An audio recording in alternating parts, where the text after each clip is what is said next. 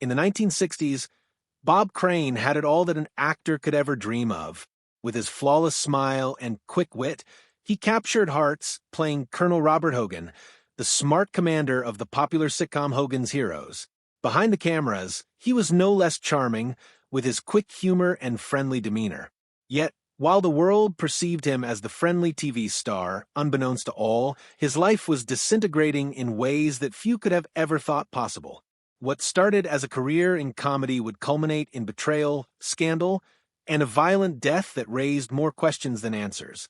Prior to his TV fame, Bob Crane was already well known in Los Angeles via the radio. He was the man of 1,000 voices and had a morning show on KNX, which featured celebrity interviews with the likes of Marilyn Monroe, Bob Hope, and Charlton Heston. His natural quick wit and confidence endeared him to the stars of Hollywood. Walt Disney himself referred to him as the fastest wit in the West at one point. His radio success soon landed him on the stage of acting. In 1961, TV legend Carl Reiner showed up on Crane's radio show and subsequently invited him onto the Dick Van Dyke Show as a philandering husband. That single role led to further opportunities, including a recurring role as a cheerful-go-lucky dentist on the Donna Reed Show. In 1965, Crane's agent presented him with a script for a new TV series titled Hogan's Heroes. Initially, Crane thought it was a war drama, unaware it was in fact a comedy featuring Allied prisoners of war outwitting their hapless German captors at every turn. In spite of its odd premise, Hogan's Heroes was a huge success. Crane's performance as Colonel Hogan made him a household name. The series lasted for 6 years, 1965 to 1971, and earned him 2 Emmy nominations and made him one of television's most familiar stars. His face was plastered on billboards, lunchboxes, and magazines all over the nation. To an audience of millions, he was the grinning, quick-witted leader who always had a solution. On television, Crane was living a dream. But even in the height of his popularity, friends saw disturbing changes.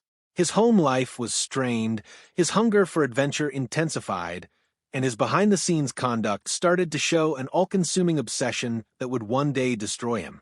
Nevertheless, for the public, all that was apparent was the laughter, behind the charisma and charm. Nevertheless, a hidden double existence was taking shape. During the mid-1960s, Crane's interest in photography progressed toward becoming more clandestine. Initially, he merely experimented with cameras, posing models, and trying out new video gear. But eventually, the camera became the focal point of his private life. The break came when his Hogan's Heroes co-star, Richard Dawson, befriended him and took him to meet John Henry Carpenter, a salesman of video equipment for Sony Electronics. Carpenter had strong connections in Hollywood and provided Crane with cutting-edge technology. The two developed an instant rapport over their obsession with recording devices. Carpenter even assisted him in installing equipment in hotels during travel.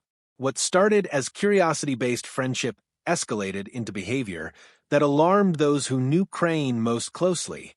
With Carpenter, Crane spent much of their free time at nightclubs and bars, where Crane's fame attracted a lot of attention. He tended to introduce Carpenter as his manager, and the pair became inseparable, going everywhere together and testing gadgets continuously. Some of this was written off as innocent fun, but others began to feel uncomfortable about Crane's increasing reliance on filming all the time. Coworkers saw that he seemed preoccupied, more interested in his side passion than the career upon which he had originally focused. The strain soon reached his personal life. His marriage to and Tertzian, his high school sweetheart and mother of his 3 children, ended in divorce after more than 2 decades. He later married Patricia Olson, who had appeared on Hogan's Heroes as Sigrid Valdis, but the same problems followed him. Even when filming Disney's 1973 family film Superdad, Crane's behavior off-screen was said to have upset executives, tarnishing his image within the industry. By the late 1970s, Crane was no longer the television star he once had been. Though he kept working solidly on stage productions and seemed set on rebuilding his career, his relationship with Carpenter was growing more tense. Crane told friends that he wanted to escape, shake off old habits, and begin anew. But by the summer of 1978, it was too late. By June 1978, Crane was living in Scottsdale, Arizona, performing in a stage comedy called Beginner's Luck at the Windmill Dinner Theater. At 49 years old, just 2 weeks shy of his 50th birthday, he seemed ready for change. Friends recalled that he had spoken about divorcing Patricia Olson and cutting ties with John Carpenter. He wanted to start anew. But before he could take that step, his life came to a sudden, violent end. On June 29, 1978, Victoria and Barry, who was a co-star of Crane's, visited him after he failed to turn up for lunch. In his apartment at Winfield Place, she found a gruesome scene. Crane was found lying dead in bed, his head brutally battered, and the police suspected that the killer might have used a camera tripod. An electrical cord was also discovered near his body. Although this was not the killer, what most upset detectives was how little evidence of a struggle there was. Nothing had been taken, and there was no sign of a forced entry. The murderer was obviously somebody Crane felt comfortable with or somebody who came in while he was sleeping. John Carpenter was the first to become the focus of suspicion, having arrived in Phoenix only days before to visit Crane. The two had dined together the previous evening and had even shared some of their private tapes with each other, reports stated. Carpenter had described that he returned to his motel afterwards, but later witnesses refuted portions of his account. Police who raided Crane's apartment discovered cameras, tripods, tapes, and cables laid out everywhere. Proof of his secret double life. The stark revelation stunned the public. The popular television actor suddenly found himself recast in tabloid headlines as a scandal-scarred man. For his loved ones, it was heartbreaking. For detectives, it was both a lead and a distraction. The evidence linked Carpenter to Crane's personal life, but the salacious content of the information made it difficult to discern reality. It was immediately apparent this was no crime of opportunity. It was one of personal vendetta. Scottsdale police in 1978 were not ready for a case like this. They had no homicide division, and errors at the crime scene followed the investigation for decades. Tapes, photographs, and recorders were gathered, but improperly handled.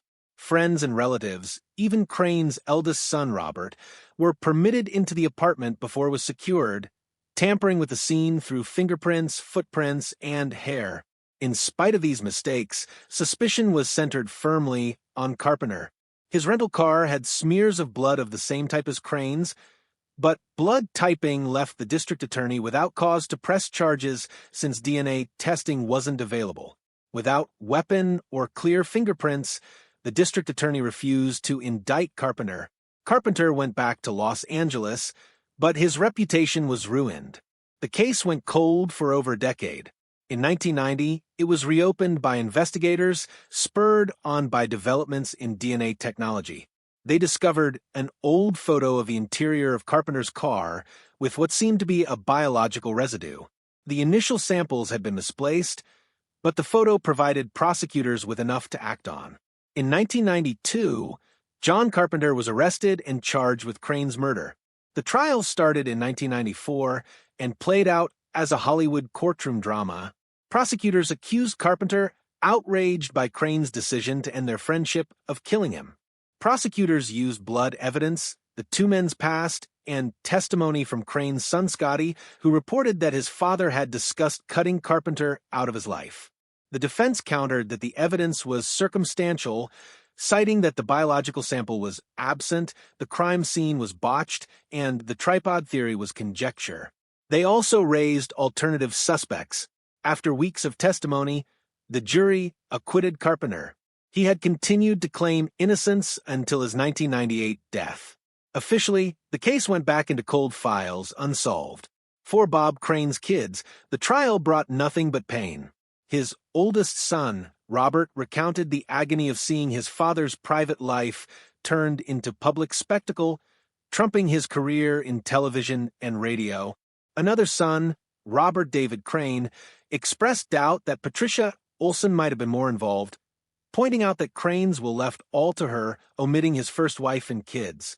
Although the prosecutors never once thought of Olson as a suspect, the speculation added to the family's sorrow. Scotty Crane, on the other hand, stood up for his father's honor, maintaining that the women on the recordings were willing parties. The media, however, characterized his father as a scandal-plagued fallen star, suppressing acknowledgement of his gift as a trailblazing radio personality and Emmy-nominated actor. His 1978 funeral demonstrated just how much he was still loved, attracting 200 mourners, including Patty Duke, Carol O'Connor, and John Astin. His pallbearers included his Hogan's Heroes co-stars. However, with the passage of time, Hollywood moved away. Reruns of Hogan's Heroes disappeared, and Crane's name became more closely associated with controversy than comedy.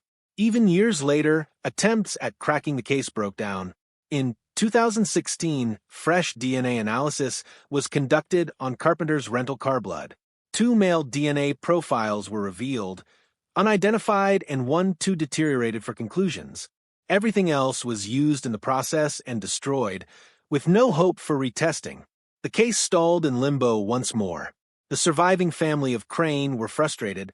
Robert authored a memoir in 2015, portraying his father's assassination as an ever-present haze over his existence. Scotty faulted the 2002 movie Autofocus, which sensationalized Crane's personal life, as warping reality. He even created a website to offer up documents and material that he felt provided a more complete portrait of his father's existence. Crane's image continued to be clouded, though. Hollywood never speaks his name without scandal. Hogan's Heroes, one of the pioneering sitcoms of its day, is more recalled now for its star's scandal than for its humor. Bob Crane, who was so beloved for his charm and ability, became better known as the victim of a murder that would remain unsolved. The actual tragedy isn't even that he died, but that he's remembered. Bob Crane spent his life making people laugh, entertaining millions with his wit and charm. But for one night in Scottsdale and the dark secrets that followed, his legacy was rewritten, defined by betrayal, not triumph, but by scandal and sorrow. His tale is one of Hollywood's greatest tragedies. A man who had brought happiness to millions, brought low by secrets and an unsolved crime. Years later, his family still seeks answers, but perhaps the truth was lost for good. What actually went down in Scottsdale back in 1978? Let us know your theories in the comments below, and remember to like and subscribe for more hidden Hollywood history.